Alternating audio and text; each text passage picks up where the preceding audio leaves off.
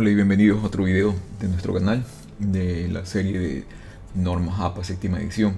Esta vez vamos a continuar hablando del cómo configurar los márgenes que se especifican en APA séptima edición.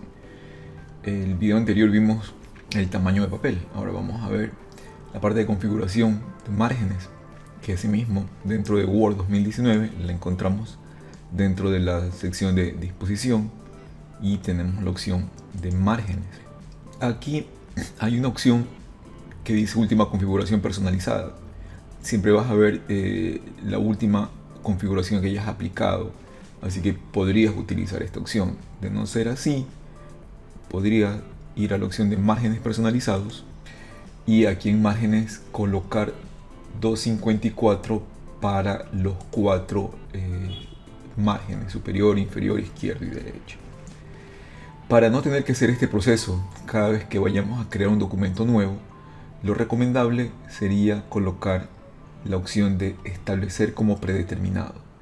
Al seleccionar esta opción, lo que le decimos a Word es que todos los documentos que de aquí en adelante se creen con esta sección de márgenes.